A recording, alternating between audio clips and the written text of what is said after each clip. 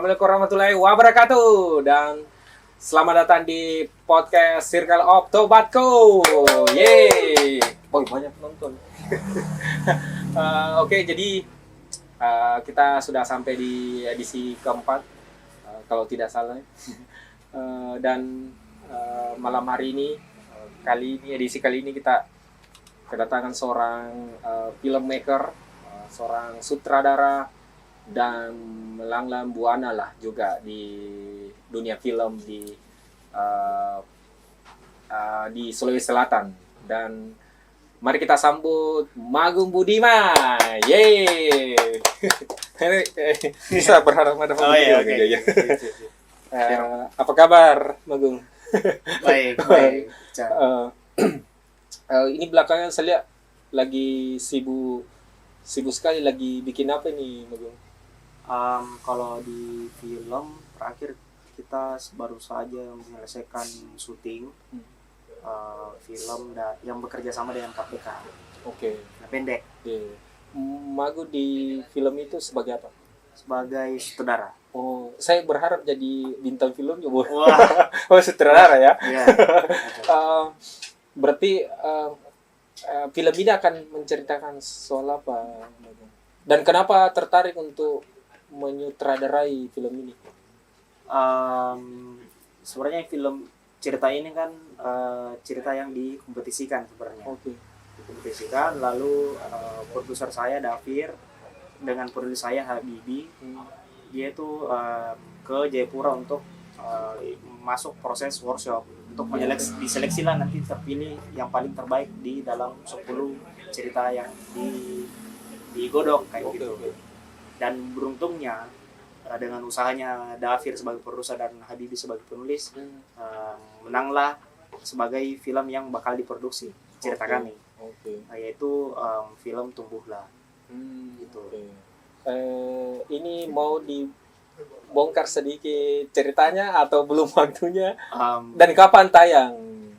Sepertinya bakal penayangannya itu dari KPK bulan 11 atau bulan 12 kalau nggak salah. Intinya saat ini masih dalam proses edit dan masih tahap revisi dari pihak dari KPK kayak gitu. Ya ceritanya intinya tentang cerita anak-anak lah. Cerita anak-anak, dan mungkin bakal mengingat masa-masa kecil dulu di cerita ini.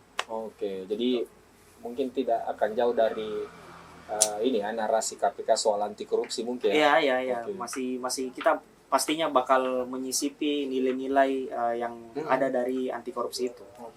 Bakalan menarik kita itu. Nah, kita mundur sedikit, Magung. Ya. Magung ini kan ya hampir aktivitasnya di dunia film lah. Bagaimana sih awalnya Magung bisa terjun ke dunia film ini? Kita masuk ke ranah ini yang paling dekat mungkin. Adakah orang terdekat yang seorang filmmaker atau memperkenalkan film mungkin waktu kecil atau seperti apa? Kalau dari kecil sebenarnya memang saya suka nonton kayak gitu. Kita nonton film atau nonton program-program yang ada di TV kayak gitu. Belakangan saat SMA saya tertarik di pertelevisian sebenarnya. Saya tertarik bagaimana sih kru-kru di belakang layar ini bisa menghibur penonton atau bisa membuat program kreatif kayak gitu. Sebenarnya awal ketertarikanku di situ sebenarnya. Akhirnya di tahun 2014 setelah selesai SMA, saya ikut program profesi pertelevisian P3 TV namanya di tahun 2014 itu. Selama 2 tahun. Tapi setelah itu saya merasa kayaknya ada hal yang bikin tertarik di bagian kreatif, bukan di TV tapi di film. Saat ada salah satu senior saya di P3 TV membuat film, dan saya diajak terlibat di dalam filmnya, tapi bukan sebagai kru, sebagai pemain sebenarnya di situ. Nah ini menarik yang tidak pernah kita obrolkan ya kalau nongkrong. Terus setelah terlibat proses produksinya, saya merasa kayaknya lebih seru pembuatan film secara pribadi. Saya merasa lebih seru, dan akhirnya saya mencari kampus film yang ada, dan beruntungnya di tahun 2016 itu saya mendapatkan informasi bahwa ada kampus film yang terbuka di Makassar, namanya ISBI Sulsel gitu. Institut Iya. Seni Budaya Indonesia Sulawesi Selatan, dan Iya. ada jurusan film dan televisi. Oke. Nah, disitulah saya daftar dan Iya. berkuliah di ISBI dan mendapatkan informasi film sebanyak mungkin. Hmm. Cuman sebelum di tahun 2016 itu saya sempat ikut pelatihan atau workshop film pendek di tahun 2015, namanya Makassar in Cinema. Oke. Makassar in Cinema itu diinisiasi oleh Meditatif Film yang bekerja sama dengan Dinas Pariwisata Kota Makassar. Dan memang sudah di tahun, intinya saya di angkatan ketiga di Makassar in Cinema itu di tahun 2015. Dia tiap tahun bikin workshop film pendek selama kurang lebih 6 bulan, dari proses mendapatkan informasi tentang film itu seperti apa hingga memproduksi film sampai pada saat menayangkan film tak. Jadi prosesnya memang selama itu. Oke. Jadi disitulah sebenarnya saya mendapatkan ilmu film yang banyak, yang menarik dan mendapatkan insight. Dan disitulah awalku sebenarnya membuat film pendek pertamaku yang berjudul iya. Kemedeng Ima. Oke. Itu adalah hasil dari workshop film pendek yang saya ikuti di tahun 2015 itu. Oke. Sehingga di 2016 saya menguatkan diriku untuk berkuliah film lagi, yaitu di ISBI. Kayak begitu sih kurang lebih perjalanannya. Iya. Jadi memang pada akhirnya waktu kecil suka nonton film ya. Ya. Dan ini teman-teman sebenarnya fun fact. Ternyata perjalanan pintu masuknya Magung itu ke dunia film malah menjadi pemain film ya. Iya. Berarti tadi sudah ikut workshop dan akhirnya masuk kuliah di ISBI jurusan film. Nah, Magun sendiri setelah selesai di ISBI itu kita langsung didorong kah untuk memproduksi film Magung atau seperti apa? Untuk syarat untuk kelulusannya. Iya. Kalau kelulusannya di ISBI itu sebenarnya kita bisa memilih. Oke. Kita bisa memilih buat skripsi atau buat karya. Oh gitu. iya. Dan tapi saya merasa karena saya adalah anak seni yang kuliah di kampus. Tidak juga. Amin ya. Amin. Maksudnya saya merasa kalau saya kuliah di film, ya sebaiknya bikin film untuk lulus. Betul, ya. Akhirnya saya memilih karya. Dan di karya pun sebenarnya kita bisa memilih sebenarnya mau sebagai apa. Bisa sebagai penulis, jadi kita menulis skenario film panjang. Bisa kita membuat film pendek, tapi bisa sebagai produser kah, sutradara atau editor atau DOP atau sinematografer.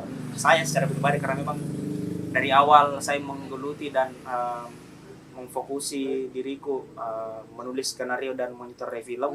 Akhirnya film kelulusanku itu saya sutradarai dan saya tulis.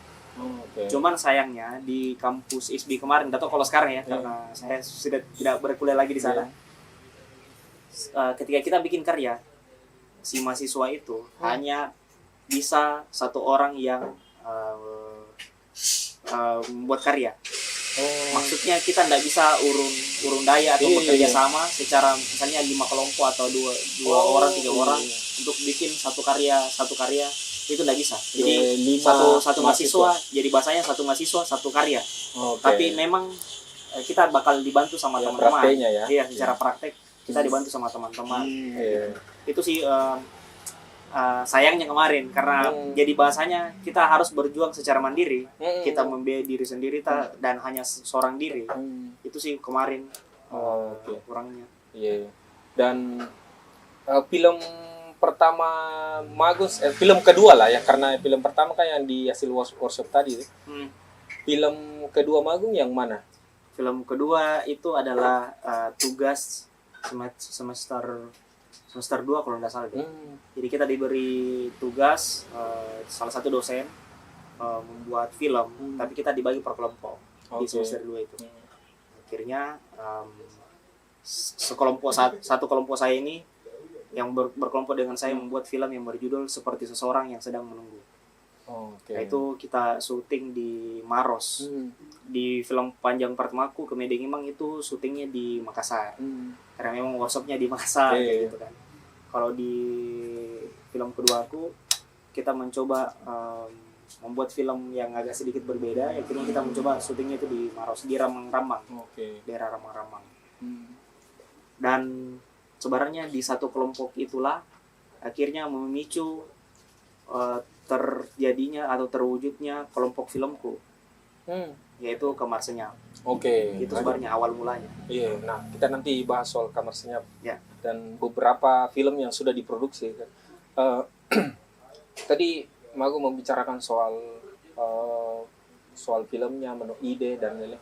Nah, pertanyaan saya soal ide Magu sendiri biasanya muncul dari isu-isu apa?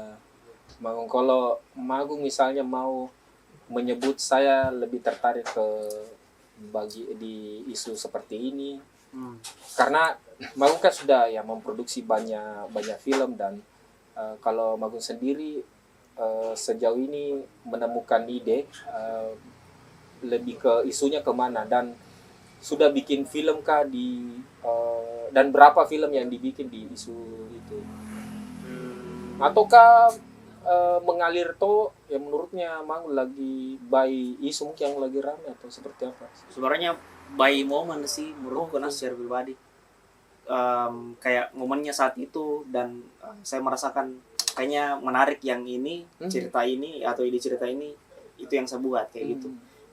Jadi tidak serta-merta misalnya saya suka mengangkat tentang inilah segala macam.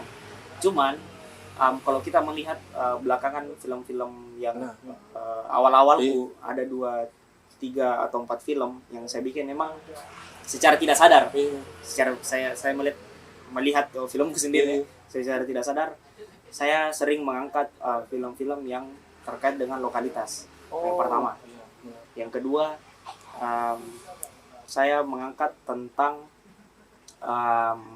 kayak alat musik atau tradisi atau budaya yang menurutku menarik kayak gitu. Contoh misalnya di film pertamaku Gemedeng Imang. Kalau itu kan mengangkat tentang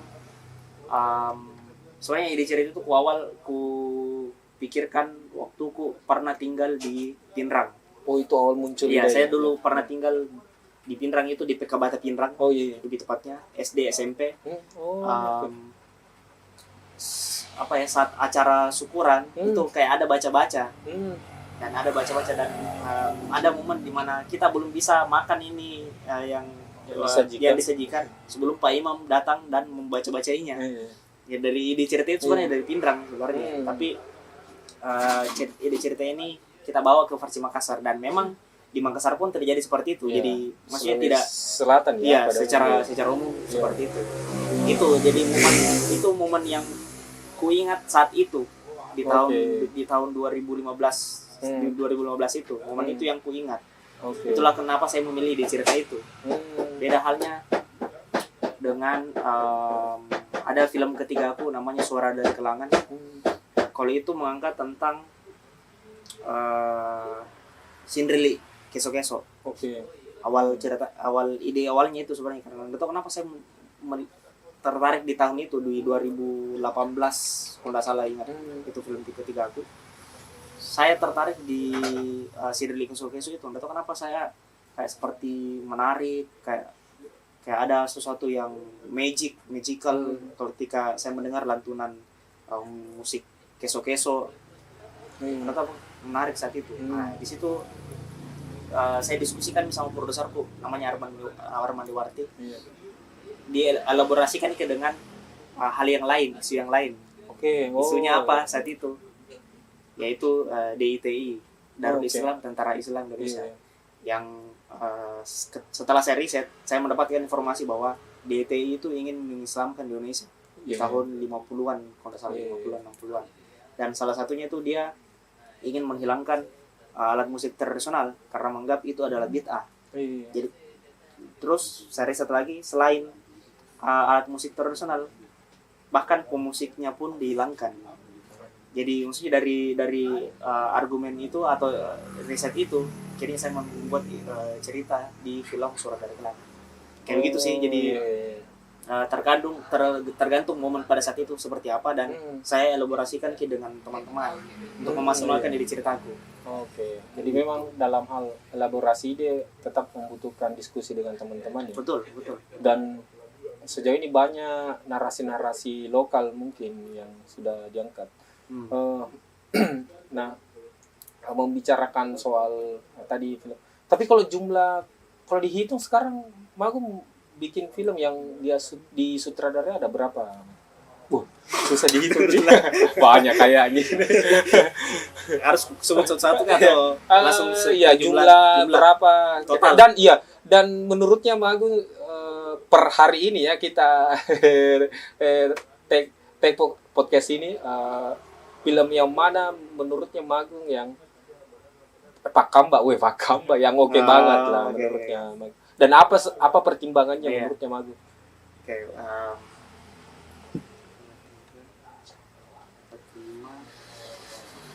Kayaknya kurang lebih 7, 8 gitu. Film pendek yang pernah saya buat sampai saat ini. Cuman menurutku Pakamba bukan sih, cuman nggak tahu kenapa kayak di film itu merasa Kak cukup puas. Cukup puas dalam hal proses produksi dalam ketika syuting maupun saat film itu selesai dan bisa ditayangkan dan dinonton oleh orang lain. Film itu menurutku secara pribadi adalah Rindu Tenggelam. Itu diproduksi di tahun 2019 dan itu adalah film kelulusannya seniorku, namanya Maparesa.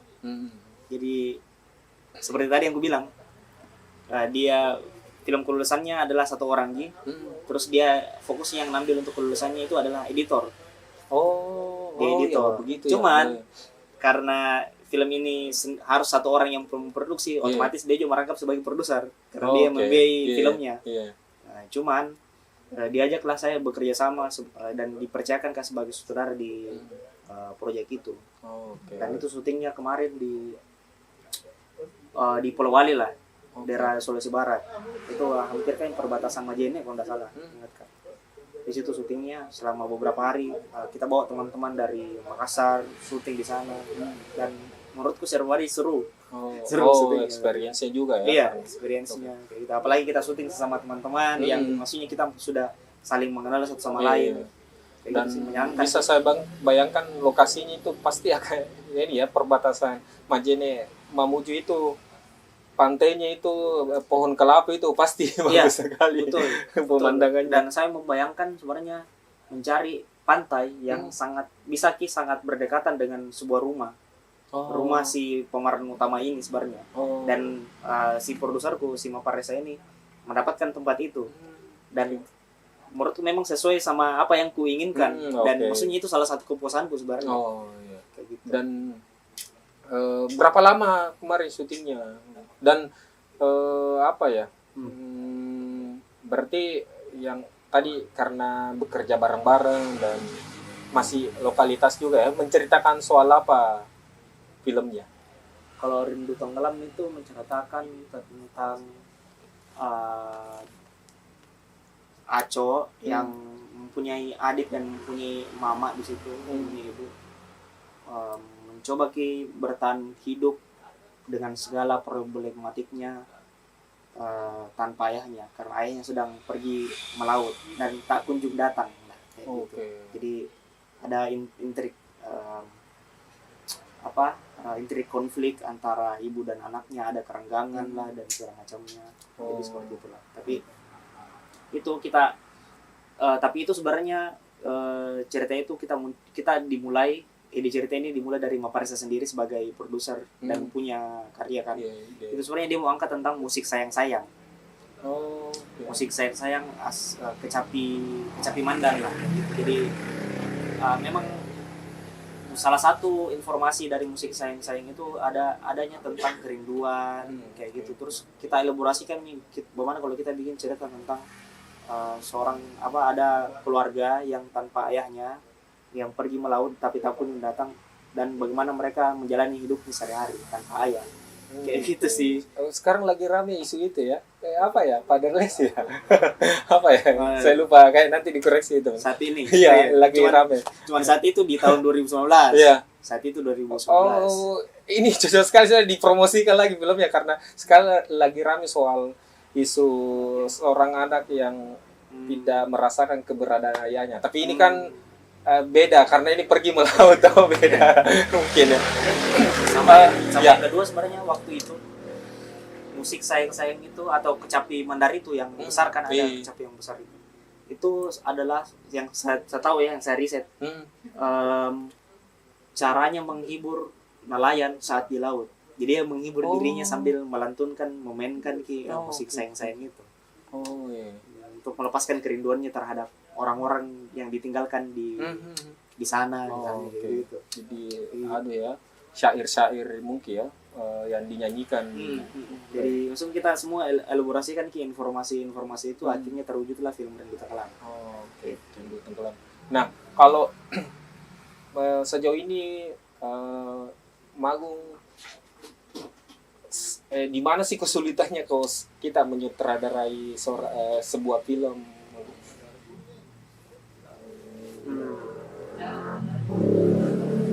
Paling pertama sebenarnya kita harus sebagai seorang saudara mengeluarkan apa yang ada di dalam kepala kita dan bisa tersampaikan ke kru maupun pemain. Okay. Itu paling wajib sebenarnya. Dan itu memang harus effort. Maksudnya sebagai seorang saudara harus memang bisa menyampaikan apa yang ada di dalam kepalanya bisa tersampaikan ke kru maupun pemain. Karena kan kembali lagi, ya? Iya, harus komunikatif. Iya. Kembali lagi, saudara adalah pemimpin kreatifnya di dalam sebuah proyek film. Dan bagaimana caranya bisa tersampaikan ke kru maupun pemain. Karena kenapa? Film itu tidak bisa dikerjakan sendiri. Perlu dikerjakan secara bersama. Baik itu pemain dan maupun kru. Bagaimana caranya bisa maksimal? Itulah tugas saudara agar bisa tersampaikan ke semua lini. Gitu. Agar kenapa? Ya, biar saudara pun bisa puas dengan hasilnya. Karena bisa memaksimalkan kru dan pemainnya. Dan film yang menurutnya Magung sejauh ini penuh tantangan, film yang mana? Yang Magung direct, yang sutradara? Salah satunya sebenarnya film yang terakhir ini. Salah satunya. Kesulitan di mana? Kesulitannya yaitu di anak-anak sebenarnya. Kan kembali lagi anak-anak itu kan masih terkadang belum terlalu serius, masih mau happy, dan yang kedua juga harus dijaga moodnya. Itu lumayan challenging-nya di situ. Caranya kita membuat nyaman anak kecil ini agar mereka bisa tetap fokus berakting misalnya. Itu salah satu challenge-nya misalnya ketika kita menderek tokoh anak kecil kayak gitu. Sama yang lainnya juga salah satunya ada filmku yang ketiga itu Suara dari Kelangan, yang itu mengangkat tentang DITI dan kecapi keso-keso. Sindrili keso-keso. Tantanganku di situ adalah secara pribadi. Syutingnya itu malam semua. Jadi kita mulai syuting itu dari jam 8 malam kalau nggak salah sampai jam 3 subuh, 4 subuh sebelum azan kayak gitu. Itu challenging-nya selama kurang lebih 2 hari kalau nggak salah syuting itu. 3 hari kan. 3 hari syuting. Dan memang subuh terus. Iya, dan memang bayanganku, saya membayangkan ceritaku ini memang malam terus. Tidak ada day-nya. Dan maksudku itu secara pribadi saya tertantang untuk membuat itu. Jadi maksudku setiap filmku tuh saya mencoba hal-hal yang tidak pernah kulakukan sebelumnya. Mungkin pernah dilakukan sama orang lain, tapi kalau saya secara pribadi saya mencoba apa yang tidak pernah disebut sebelumnya. Ya salah satunya ini Tumbulan misalnya sebenarnya. Saya mencoba untuk membuat film dengan karakter tokoh anak kecil. Kayak gitu. Sulit pasti. Iya, kalau itu kesulitannya di situ sebenarnya. Ini Magung kan sudah berkeliling bikin film di Sulawesi Selatan dan bisa ya sampai keluar lah. Seperti apa sih kalau Magung sendiri lihat scene film kita termasuk di Parepare, di Makassar, sejauh ini dari segi apalagi support, mungkin dari segi infrastruktur, dari segi apa ya, festivalnya mungkin. Kalau Magung sendiri melihatnya seperti apa? Di mana dulu nih? Di Parepare mungkin ya, Di Parepare. konteksnya ya. Dan bisa dijahit misalnya melihat kayak, karena Magung kan banyak terlibat di film di Makassar ya. Termasuk terlibat di satu festival film. Dan yang menurutku penting teman-teman dengar ya apalagi wacana atau pandangan Magung sendiri soal film di Parepare, karena Parepare itu salah satu scene kreatif yang menurutku tumbuh dan punya harapan itu di film. Nah, bagaimana Magung sendiri melihat itu? Orangnya di awal itu saya memang lahir di Parepare. Tapi ketika saya mempelajari film dan memproduksi film itu kebanyakan memang di Makassar. Saat pulang di tahun 2021, saya lulus di ISB itu 2021. Akhirnya saya mencoba untuk dilihat film di Parepare saat itu. Akhirnya saya ngobrol dan diskusi dengan teman-teman karir, sharing-sharing. Dan saat itu memang saya melihat bahwa pertumbuhan film di Parepare tidak semasif di Makassar. Gitu. Baik itu memproduksi filmnya, berfestival film, itu menurutku belum masif lah, belum aktif banget di Parepare. Mungkin setauku ya, teman-teman karir yang saat itu membuat film, mungkin ada kampus-kampus, tapi mungkin saya tidak terlalu meriset dengan lebih dalam. Itu sih menurutku sebenarnya, karena kalau kita melihat dari Makassar, ya yang pertama pastinya kampusnya ada, kampus film ada. Yang kedua, industrinya secara film-film bioskop itu ada. Dari sudah lama sih sebenarnya ini, cuman kan yang paling viral paling viral itu di film Uang Panai. Nah, di situ kan salah satu pemicunya lagi orang-orang melihat film Makassar itu seperti apa sih, kayak gitu. Baik itu dari lokal maupun dari luar, dari Jawa kayak gitu kan, melihat ternyata ada loh film-film yang diproduksi dari Makassar kayak gitu, dan ditayangkan di bioskop kayak gitu kan.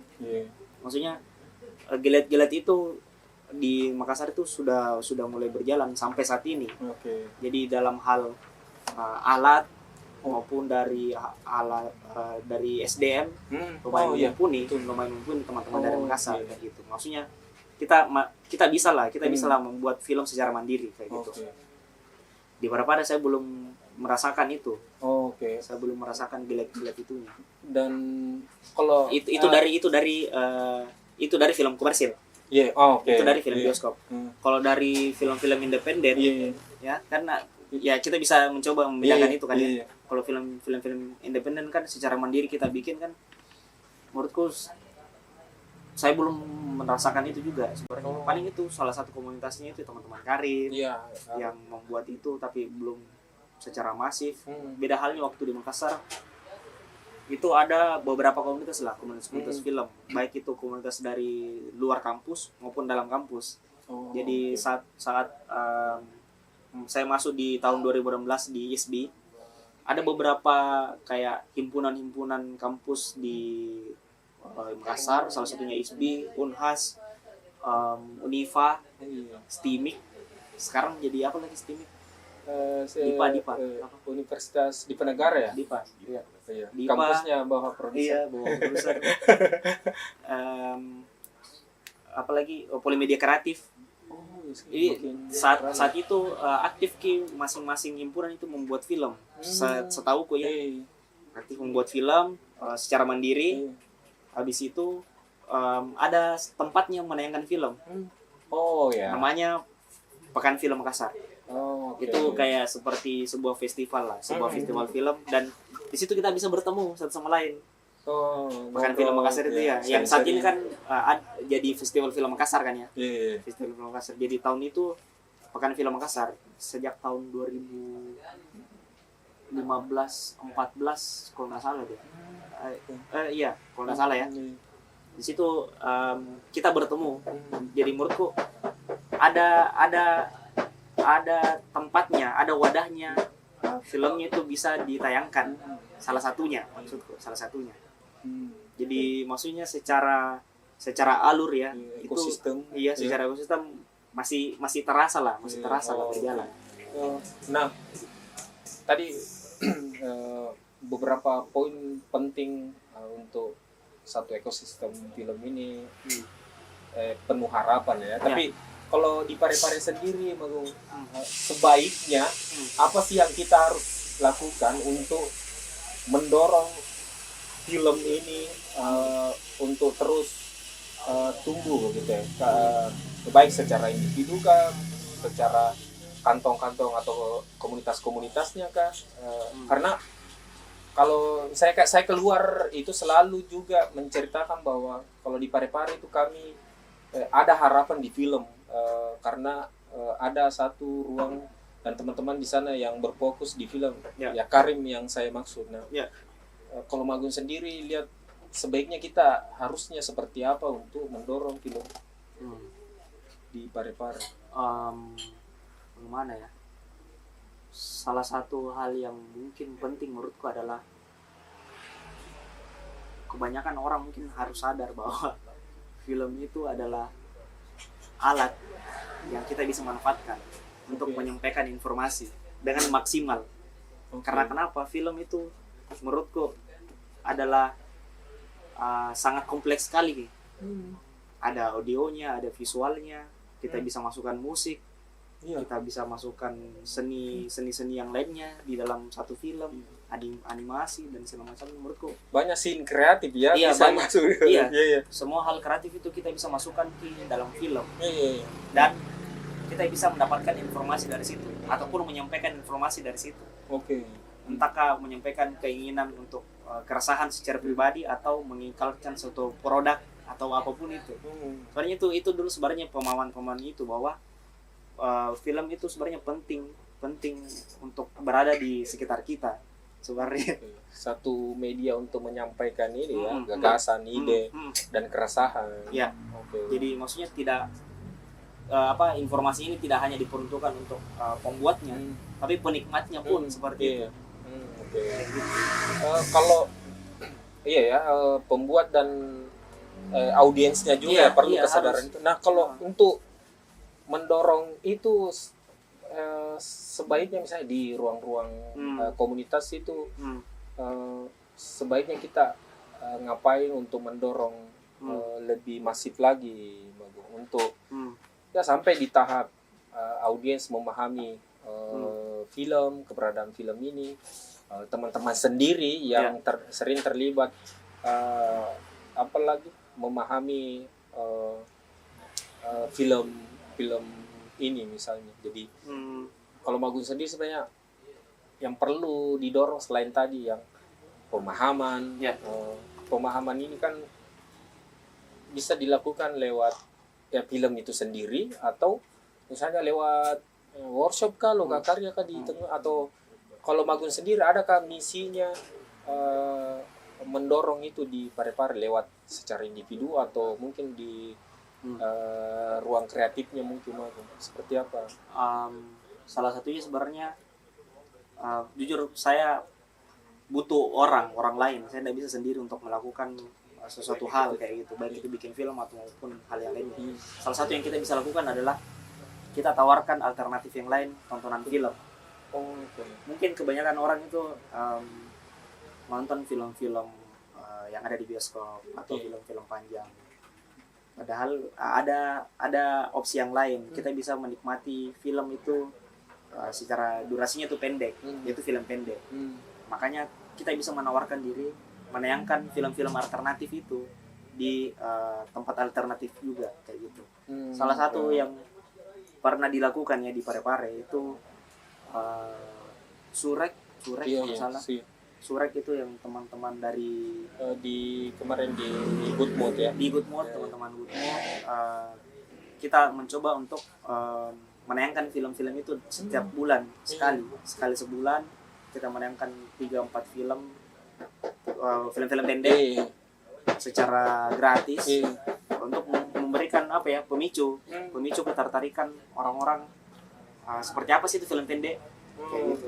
Kayak gitu salah satunya. Terus yang kedua, sempat kita lakukan atau sempat prepare ini kan ya juga lakukan itu menayangkan pemutaran film di Hari Film Nasional ya.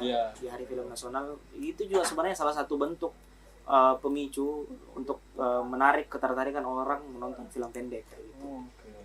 Terakhir itu ada Sinema Warga ya. Dilakukan oleh Good Mood. Iya, Good Mood juga. Sama ini ya teman-teman. Iya. Tapi dia Bumi Lestari. Teman-teman Bumi Lestari. Cuman itu jauh lebih panjang lagi malah. Kita bikin dalam seminggu, sepekan.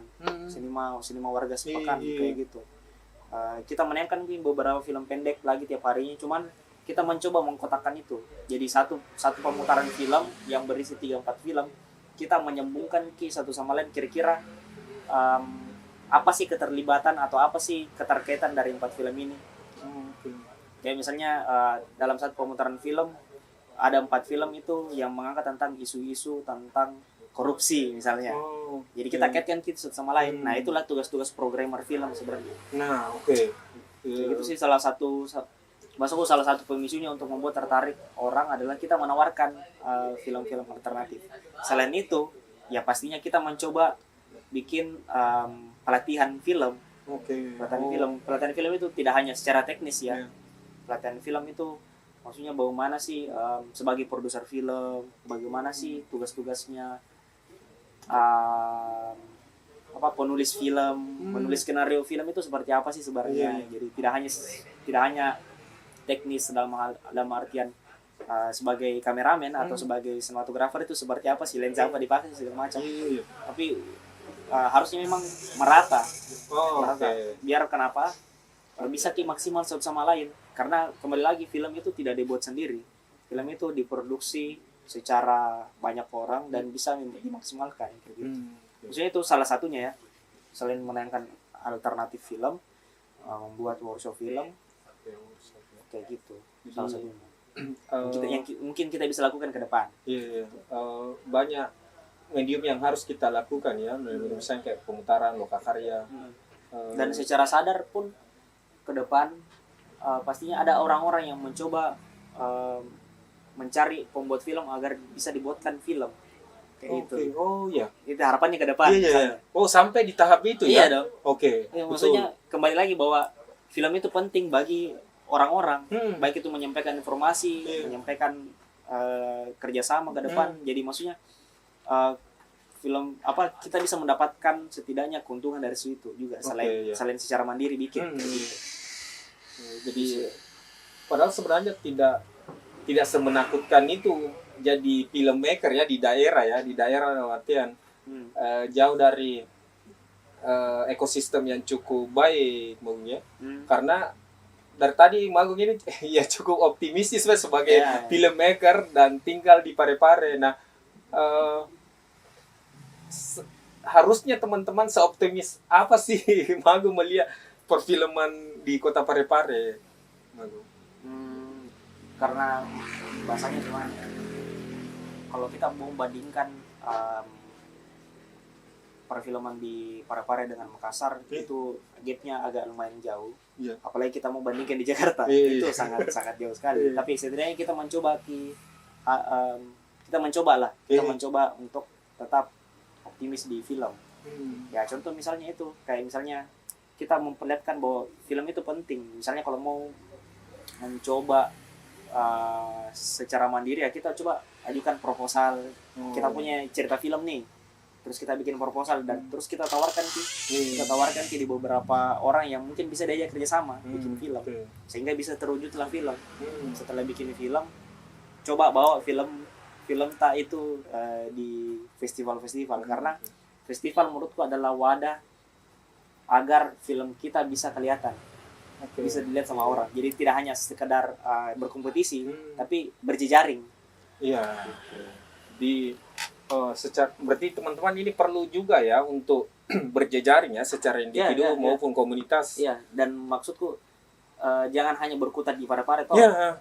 kita coba untuk mempelajari hal yang di luar dari para itu, agar kenapa kita bisa mengenal film itu dari sudut pandang orang luar itu seperti apa, atau kita bisa melihat film dari luar Salem Parepare itu seperti apa sih filmnya. Misalnya film dari Jogja bagaimana kita melihat filmnya, film dari Jakarta bagaimana kita melihat filmnya, film dari Sumatera bagaimana kita melihat filmnya. Terus kita mencoba mengcompare itu dan bisa memaksimalkan di Parepare kayak gitu. Dan itu mencoba aku lakukan saat awal-awal ketika saya membuat film. Saya bawa filmku tuh ke festival-festival yang ada di Indonesia. Gitu. Saya mencoba bawa itu. Salah satunya misalnya film seperti Seseorang yang Sedang Menunggu. Itu film kampus toh, semester 2, dan saya bawa ke Fescil Surabaya atau Festival Kecil Surabaya. Di situ saya masuk official selection dan saya diundang untuk ke Surabaya. Untungnya saat itu saya mencoba mengajukan ke kampus. Dan saya lolos ini nih, apakah bisa didanai untuk bisa ikut ke Surabaya, dan alhamdulillah keterima, ke approve, dan saya bisa ke Surabaya dengan filmku. Disitulah saya menonton film-filmnya teman-teman dari luar Sulawesi, berbagai luar, karena di Festival Kecil Surabaya itu ditayangkan banyak film, diseleksi banyak film, dan kita bisa melihat dan mempelajarinya. Cuman menurutku ketika kita menonton film, kita bisa lebih mengenal siapa filmmakernya atau bagaimana background atau latar belakang di film itu. Ya kan, kita bisa mempelajari ide. Iya. Maksudku itu salah satunya. Selain itu ya kita bisa berjejaring ke teman-teman filmmaker yang lain. Kita bisa bertukar film. Makanya ketika misalnya kita sampai ke tempat sekampung sendiri, kita punya jejaring di sana, kita coba tawarkan apakah filmmu bisa ditawarkan, bisakah diputar di tempatku kayak gitu. Agar kenapa kita bisa memperlihatkan ke orang lain, bilang ini loh filmnya dari teman-teman yang lain. Jadi maksudnya berjejaring penting juga di dalam festival film. Jadi ini ya, bikin film ini tidak hanya bikin selesai begitu, tapi bisa jadi medium untuk pergi bergaul ya. Pergi bergaul ke sana kemari. Nah, Magun sendiri di sekarang ini lagi menggarap apa, Magung, dekat-dekat ini mungkin, atau adakah rencana sudah ada ide lagi yang akan digarap mungkin di tahun ini atau tahun depan, mungkin di awal tahun? Kalau yang terakhir kan ini ya, yang film Tunggula yang kita kerja sama dengan KPK yang selesai diproduksi dan tahap pasca produksi. Ke depan saya pastinya masih bikin film, masih bikin film. Saat ini mungkin masih kepikiran film pendek, ke depan lagi pastinya saya berharap saya bisa membuat film panjang pertama. Harapannya ke depan. Cuman saat ini mungkin saya belum mendapatkan momentum yang tepat ya. Momentum yang tepat, saya belum mendapatkan pemicu yang tepat agar bisa fokus membuat cerita panjang nantinya. Jadi saat ini masih berkutat di film pendek. Dan masih saat ini masih saya tertarik dengan lokalitas yang menurutku masih layak dan masih menarik untuk diceritakan. Dan masih banyak hal ya, banyak sekali kalau di Sulawesi Selatan. Iya, betul. Tadi soal Kamar Senyap itu apa sih? Mungkin bisa cerita sedikit soal Kamar Senyap ini. Kamar Senyap itu adalah sebuah kelompok film. Saya sebutkan, jadi bukan komunitas. Karena kenapa saya merasa komunitas itu perlu ada regenerasinya, biar berjalan terus. Di Kamar Senyap kemarin kita tidak ada regenerasi karena memang murni kelompok film, dan dimulai saat kita diberi tugas kampus kayak gitu. Kita merasa klop satu kelompok gitu. Terus kita mencoba aja deh, kita coba bikin kelompok film Kamar Senyap namanya. Dan saling membantu ya dalam produksi. Saling support satu Dan lain. Sudah beberapa film yang diproduksi yang main ke festival juga kan? Ya. Ya itu salah satunya seperti Seseorang yang Sedang Menunggu. Ada kalau Rindu Tenggelam. Bopi Api sendiri filmnya saya suka, kalau yang itu. Ya, Bopi Api, Bopi Nenek. Iya. Itu juga produksi dari Kamar Senyap. Dan mau membicarakan lokalitas juga. Iya. Kalau itu kan mengangkat tentang Bopi api ya, apalagi ikan masak Ikan masak dari khas Mandar. Mandar. Iya. Ikan masak Mandar. Itu sih secara mandiri kita bikin dan kita coba mendistribusikannya itu ke festival-festival film. Agar kenapa? Menurutku film itu penting dan bisa dinonton sama semua orang. Dan salah satu wadah yang saya pilih adalah festival film yang mungkin tepat dengan filmku. Karena kan kita harus pastinya baca tuh syarat dan ketentuannya, kayak gitu, kayak kualitasnya harus seperti apa, atau durasi filmnya seperti apa, atau tahun produksinya seperti apa, itu harus kita baca baik-baik dulu. Kalau menurut kita, menurut kita sesuai dengan film ya kita coba submit. Jadi pasti saya baca dulu syarat dan ketentuannya dulu. Karena takutnya kan kayak kita percuma buang-buang waktu submit, pada akhirnya kita tidak lolos kayak gitu. Ini mungkin terakhir ya. Kalau Magun sendiri harapannya untuk scene film ya, scene film di Kota Parepare, Magun. Harapannya sih ke depan kita bisa saling dari segi kebijakan, infrastruktur, mungkin SDM. Ini sih harus saling aktif secara keseluruhan sih. Maksudnya dalam artian wawasan terhadap film. Kita harus itu penting juga ya. Penting bagaimana kita belajar dulu film itu seperti apa sih, produser itu seperti apa sih, sutradara seperti apa, sinematografer atau DOP itu kerjanya seperti apa. Setelah itu menurutku penting juga di sini adalah pitching. Kita kebanyakan bahkan di Makassar pun ya menurutku kita diajarkan itu langsung ke teknisnya, langsung memproduksi filmnya, tapi kita tidak diajarkan bagaimana sih membuat pitch deck, bagaimana sih membuat proposal agar yang menarik, agar bisa disukai oleh investor misalnya.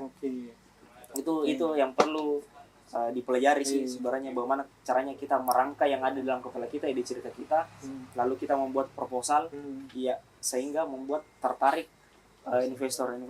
Itu sih salah satunya juga. Dan teman-teman semua ini ya. Tadi itu sebenarnya yang disampaikan Magung, kalau teman-teman menangkap bisa jadi satu program ya sebenarnya. Karena ya kayak kita memang selalu itu ya bekerja atau mempelajari teknis terus mungkin ya. Iya.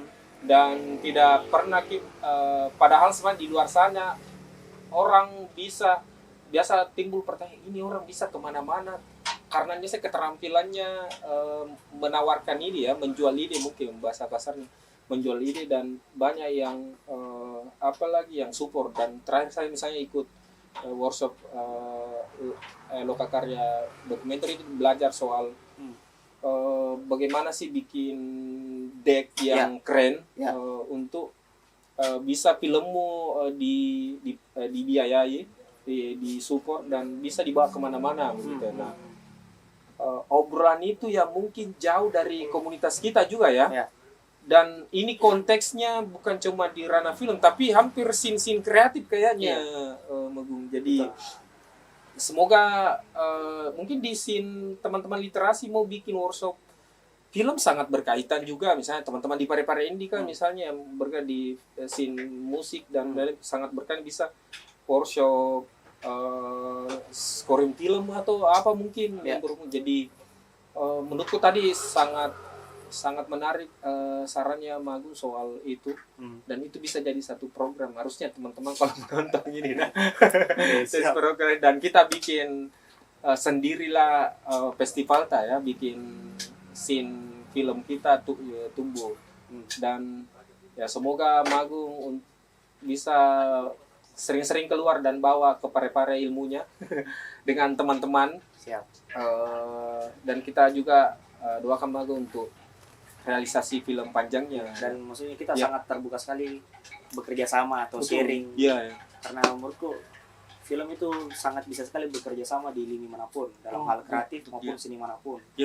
Musik kita bisa kerja sama untuk pembuatan scoring film. Betul ya. Dan ini ya mungkin juga ya Circle Octobatco ini bisa jadi medium untuk platform untuk pemutaran film, mungkin akan ada satu konten pemutaran film dan bisa Magung mungkin sharing-sharing filmnya. Sangat boleh Nah, sekali. teman-teman Ditunggu juga ya, berarti ditunggu. ya, jadi teman-teman juga yang menonton nantinya ini, teman-teman di luar sana yang tertarik dengan film-filmnya Magung yang Magung terlibat, mungkin mau diputar mungkin sangat terbuka ya, Magung. Dan bisa terhubung ke Magung mungkin di mana Magung? Ke Instagramnya? Boleh, di Instagramnya Magung Budiman. Magung Budiman. Silakan. Terus ke Kamar Senyap juga ya? Ya, Kamar salah Senyap satu, Film. Ya, Kamar Senyap Film. Dan teman-teman sangat terbuka yang menonton ini untuk bisa mengundang Magung untuk datang langsung untuk terus memutar filmnya ya. Lebih bagus lagi ya. Ya, harapannya bakal kita sharing di Tobatko Ya, sering di Tobatko, amin amin. Tobatko Oke. mantap. Mantap teman-teman, terima kasih teman-teman yang sudah menonton obrolan kita pada malam hari ini dan edisi kali ini. Dan sebenarnya belum terlalu puas, masih banyak mau ngobrol sama Magung sih sebenarnya, karena ya kalau ngobrol film itu sangat menarik dengan Magung lah. Dan salah satu orang yang kalau mau ngobrol film di Parepare mungkin dari segi penyutradaraan dan Magung menurutku partner yang baik untuk kita ngobrol ya. Terima kasih teman-teman, jangan lupa untuk follow terus podcast Circle of Tobatko, dan jangan lupa juga subscribe. Dan jangan lupa juga mampir ke Tobatko Store di Jalan Lembah Harapan Lembah Harapan. Kalau ada tempat yang aneh menurutmu, aneh, jangan Yang lupa yang arsi lah, yang ada tulisannya awas ada anjing. Silakan mampir dan sangat terbuka. Atau mau tanya-tanya langsung di mana bisa diambil kontaknya Kakak Magung. Nah, nanti untuk pemutaran film ya. Dan tadi kita ngobrol ya, banyak harapan lah untuk film di Parepare. Oke, teman-teman, sampai jumpa. Saya Mucan dan kawan saya Magung. Sampai jumpa di podcast Circle of Tobatko selanjutnya. Yeay. Mantap.